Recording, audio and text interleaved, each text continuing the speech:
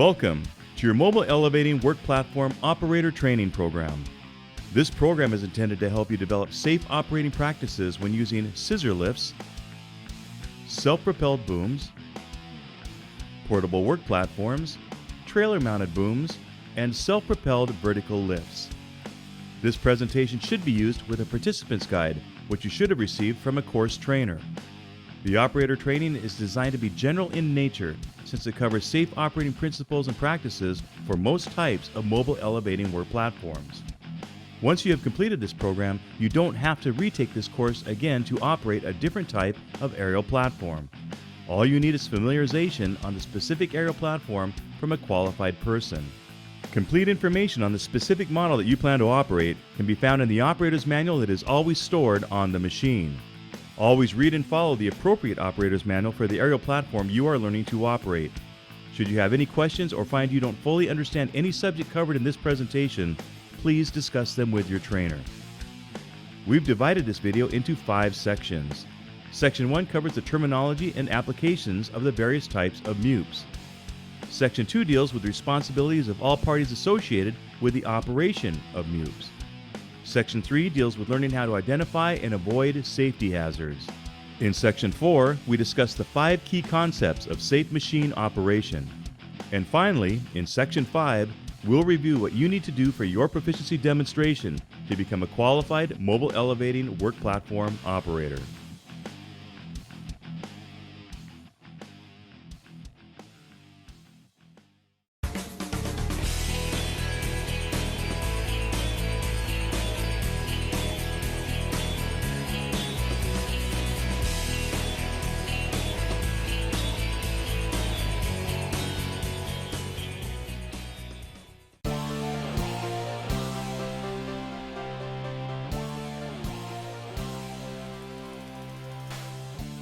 MEWP is an acronym for Mobile Elevating Work Platforms.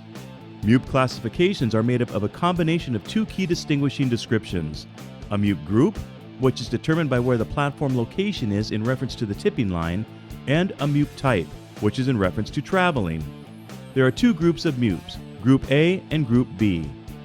A Group A machine has a design that does not allow the main platform to extend beyond the tipping line.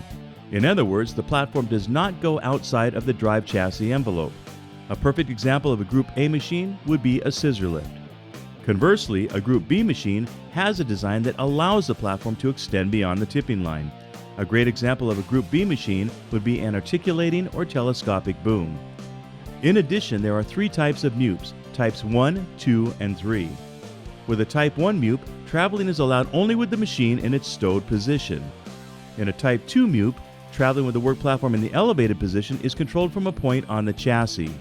And finally, with a Type 3 MEWP, traveling with the work platform in the elevated travel position is controlled from a point on the work platform. There are 6 classifications of MEWPs, and training is required for each classification. However, since Type 2 MEWPs are relatively uncommon, this training program will focus only on Type 1 and Type 3 machines. Beginning with Type 1 MEWPs, whereby traveling is allowed only with the MEWP in the stowed position, a great example of a Type 1 Group A machine would be manually propelled vertical lifts. The platform never extends beyond the tipping line, and the machine is designed to only be moved with the platform in the stowed position. Type 1 Group A MEWPs are the least expensive and most basic personnel lifts. They are economical and easy to transport, and are often a good alternative to platform-controlled vertical lifts. They're compact. Most models can roll through single or double doorways. They can also go on some elevators depending on elevator load capacity. They're relatively lightweight, so they are ideal for use on floors that only support limited loads. Trailer-mounted booms are perfect examples of a Type 1 Group B machine. The platform is designed to extend beyond the tipping line, and the machine is designed to only be moved with the platform in the stowed position.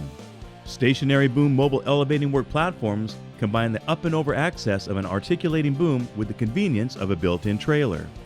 They provide an excellent working envelope with the ability to reach up and over obstacles, allowing workers to perform tasks faster and more efficiently than smaller, manually propelled products at a significantly lower cost than that of a self-propelled boom. Now, let's move on to Type 3 MEWPs, whereby traveling with the platform in the elevated position is controlled from a point on the platform. A great example of a Type 3 Group A machine would be electric or rough terrain scissor lifts. The main platform never extends beyond the tipping line, and machine travel is controlled from the platform controls. Platform-controlled vertical mobile elevating work platforms offer outstanding maneuverability and productivity-enhancing features. They are self-propelled, and most models have the ability to drive while fully elevated. Common platform-controlled MEWPs include scissor lifts and single personnel lifts. They offer either 0-degree or high-angle turning radius for outstanding maneuverability in tight or congested job sites, and some are lightweight enough to fit in an elevator depending on the elevator load capacity. Some models are relatively lightweight, so they are ideal for use on floors that only support limited loads. Articulated and telescopic booms are perfect examples of a Type 3 Group B MEWP. The platform is designed to extend beyond the tipping line, and machine travel is controlled from the platform controls. Articulating Z-booms are aerial platforms with multiple boom sections that hinge or articulate, allowing the operator to gain access to work areas over obstacles and barriers. Also referred to as knuckle booms or up and over booms, these versatile products are perfect for tight access in hard-to-reach areas or when reaching over obstacles. Telescopic S-booms are aerial platforms with boom sections that extend telescopically. They're also commonly known as stick booms because of their straight appearance. Telescopic booms offer greater horizontal outreach than any other type of mobile elevating work platform.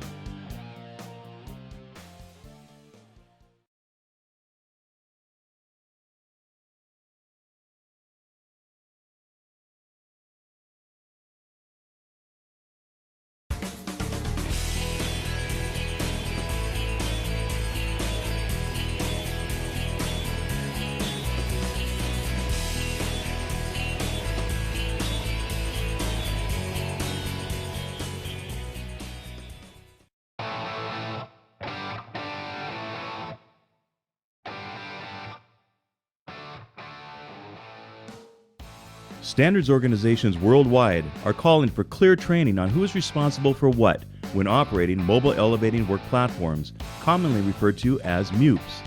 In the United States, the standards are established by the American National Standards Institute, or ANSI. The recognized standard for mobile elevating work platforms is ANSI A92. ANSI A92 standards are enforced by the Occupational Safety and Health Administration, or OSHA. Per ANSI A92, the user must designate a qualified person to monitor, supervise, and evaluate operators on a regular basis to ensure their proficiency. Examples of situations when retraining would be necessary include, but are not limited to, expiration of the operator's valid training period as determined by the employer, deterioration of the operator's performance, the operator's extended period of time with no operation of a MEWP, the operator's introduction to new or significantly different MEWP technology, or the operator has been involved in an accident or near-miss incident with the MEWP. Much like ANSI in the United States, the Canadian Standards Association, or CSA, has published Canada's governing standard, CSA B354, for mobile elevating work platforms, which also establishes the safety requirements related to the elements of design, operation, and maintenance of MEWPs. CSA B354 standards are enforced by OHS, which is similar to OSHA in the United States and other provincial authorities. Since each province has their own OHS, it's important to be familiar with those rules and regulations that apply to the safe operation and maintenance of the MEWP. Per CSA B354, the operator must be trained or retrained as necessary to keep the level of proficiency at an acceptable level. Examples of situations when retraining is necessary include, but are not limited to, expiration of the valid training period which shall not exceed 5 years, deterioration of proficiency, follow an accident or near-miss incident while operating or using a MEWP, a condition in the workplace changes in a manner that could affect the safe operation of the MEWP, or new MEWP technologies and working methods. In Europe, CE approval is required for MEWPs and training varies by country. It is generally offered in compliance with national regulatory requirements. Each MEWP that is shipped within the United States and Canada is supplied with a copy of the Manual of Responsibilities, which details responsibilities of dealers, owners, users, operators, lessors, lessees, and brokers. The Manual of Responsibilities is taken directly from the applicable ANSI standard and instructs each of the entities of their obligation. To begin, manufacturers are responsible for designing equipment that meets these recognized standards. The manufacturer also has responsibility to provide operational and maintenance instructions and to identify potential hazards associated with operating or repairing the machine. The dealer, who may rent or sell aerial platforms, should make sure the machines they provide are properly maintained and ready for use. The dealer is also responsible for offering appropriate training and familiarization regarding proper machine operation and safety. The owner of the aerial platform could be the dealer in a rental situation, or may have the responsibility of a user if they are directing operators to operate an aerial platform. It is the owner's responsibility to make sure that the manufacturer's operators and any other safety manuals are in good condition and stored on the machine. And, just like a dealer, the owner must properly maintain the machine to the manufacturer's specifications.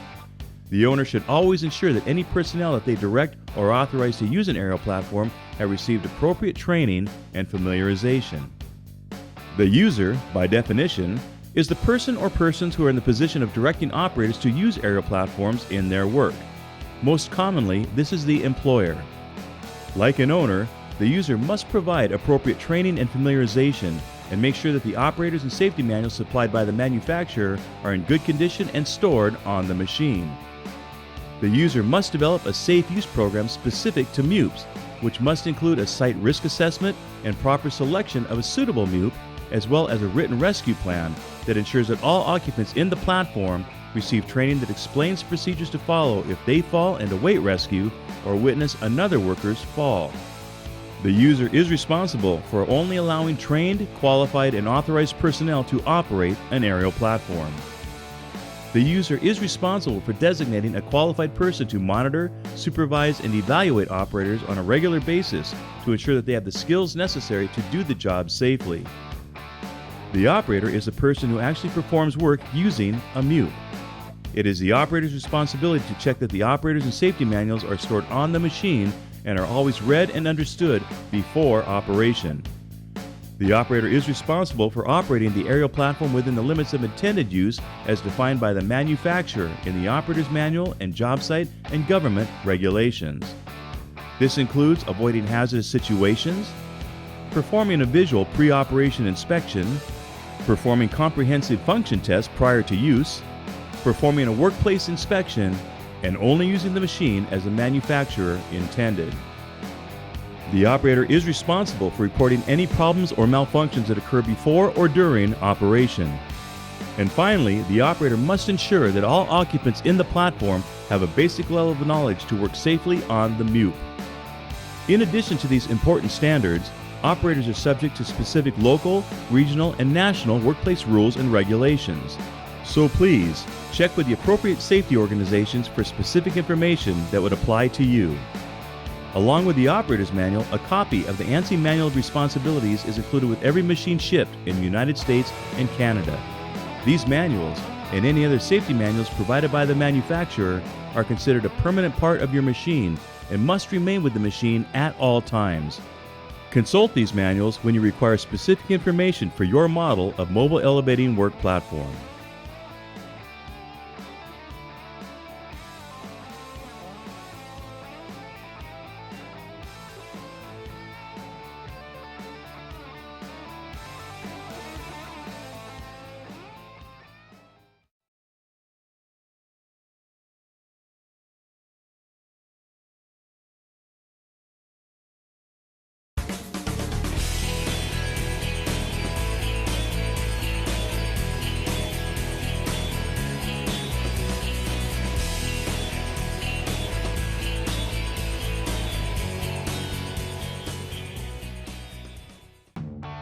Now that you know your responsibilities, you need to learn about hazards you may encounter while operating any type of mobile elevating work platform. The focus of this section is to help you learn how to identify hazards so you can protect yourself and others from injury in the workplace. We'll cover 4 categories of hazards that you need to understand and avoid. They are tip over, fall, collision, and electrocution hazards. Common sense and planning are required to determine if your work activity will affect the lift capacity and stability of the machine. Here are some situations to think about and avoid. The machine must not be moved with the platform raised unless it is designed for this purpose. Pushing or pulling on objects outside of the platform. placing ladders or scaffolds against the machine, operating the equipment on unlevel or unstable ground conditions,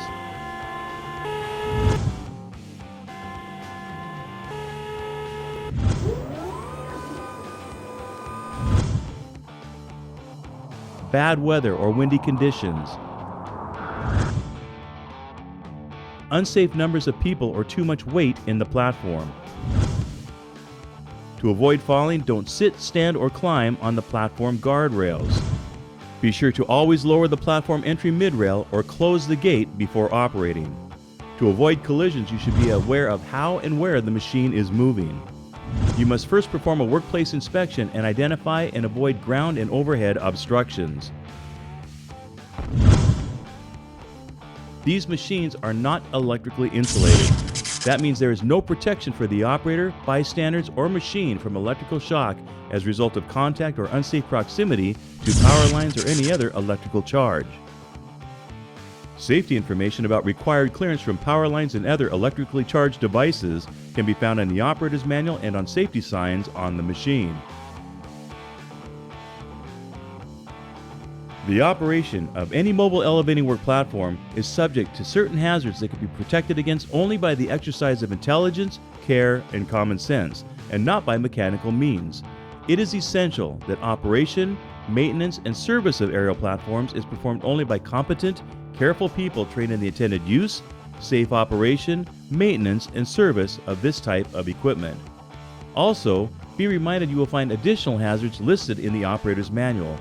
Always read and understand these before operating the machine.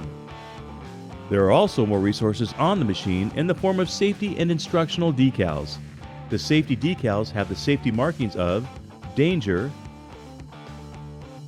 warning, and caution. The green or blue instructional decals indicate operation or maintenance information. Remember, if you don't follow all safety instructions and exercise safe operating procedures, serious injury or even death could occur. So please, always follow the instructions that the manufacturer has set out for both safety rules and operating instructions.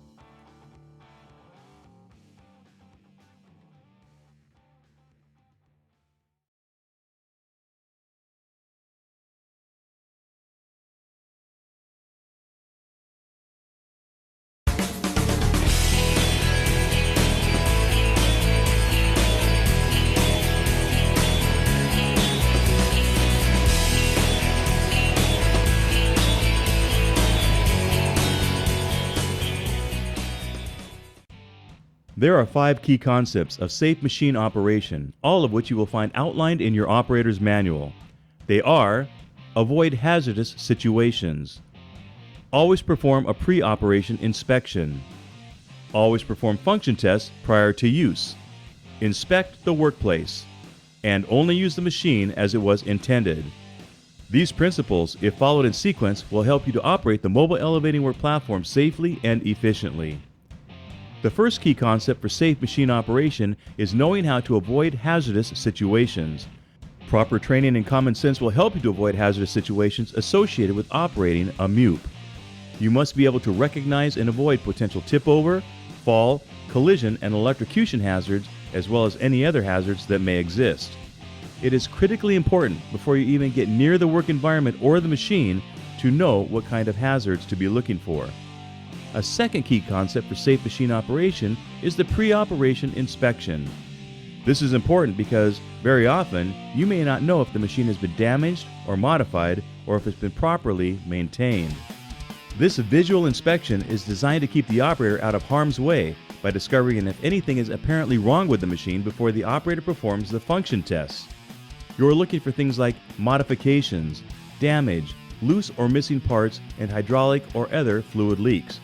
Your operator's manual has a complete checklist of items you need to inspect. Let's look at a few examples that apply to MEWPs. Limit switches, platform condition,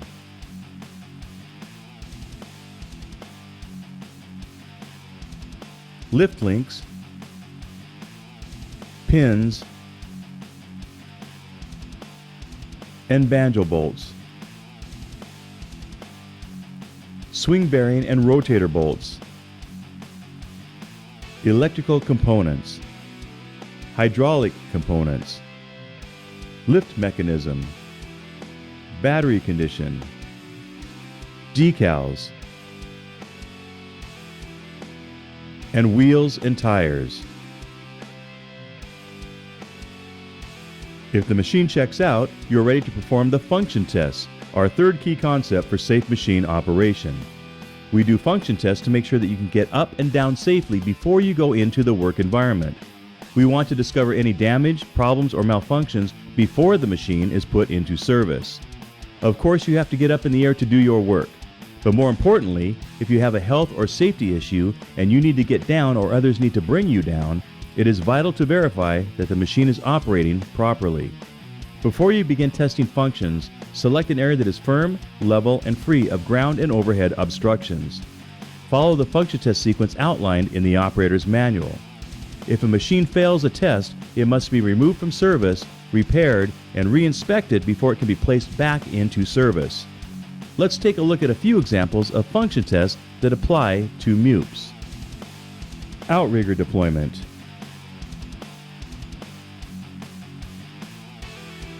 Outrigger interlocks.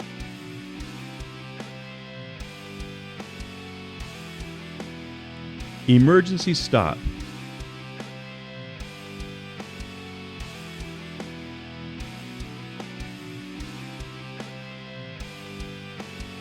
Tilt alarm.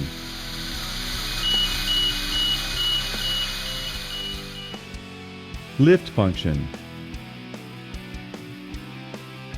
And pothole mechanism deployment. The complete list of function tests is located in your operator's manual. Our fourth key concept for safe machine operation is the workplace inspection. Earlier, we learned how to identify some of the hazards that can be encountered on a job site, such as tip over, fall, electrocution, and collision hazards. Now, as you move on to the work site, you can see what circumstances will contribute to hazardous situations. If these hazardous situations present themselves, remember, it's your responsibility as an operator to identify and avoid all hazards and report them to your employer so that they can be properly addressed. Keep your eyes open for drop-offs and holes.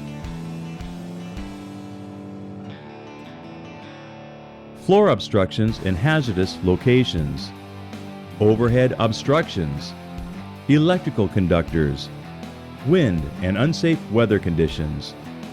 Other workplace hazards are listed in the Operators and Responsibilities manuals. There may be others, so always make sure that you have identified all potential hazards and know how to avoid them before moving the aerial platform into the workplace. It is also important to note that you, as an operator, have an obligation to inform the user or owner if a work environment contains even one thing that will prevent you from safely doing your job. The fifth key concept for safe machine operation is to only use the machine as it was intended. The operating instructions section in the operator's manual provides instructions for each aspect of mobile elevating work platform operation. It is the operator's responsibility to follow all the safety rules and instructions in the responsibilities and operators' manuals. MEWPs are designed to lift people and their tools to overhead work locations. The operator's manual will indicate if the MEWP can be used to lift materials. Using the machine for anything other than the activity specified in the operator's manual could result in death or serious injury. Only properly trained and authorized personnel should be permitted to operate a mobile elevating work platform. If more than one operator is expected to use the MEWP at different times in the same work shift, they must all be qualified operators and are expected to follow all safety rules and instructions in the Operators, Safety, and Responsibilities manuals. That means every new operator should perform a pre-operation inspection, function test, and a workplace inspection prior to each work shift. Once you have successfully completed the participant's guide and the written test, you will almost be ready to operate a mobile elevating work platform. Read the operator's manual for the specific machine you wish to operate. Then you must operate the machine to demonstrate proficiency in front of a qualified person. Let's review the steps. First, read and understand your operator's manual. Be aware of hazards to look out for and avoid them. Perform a pre-operation inspection on the equipment.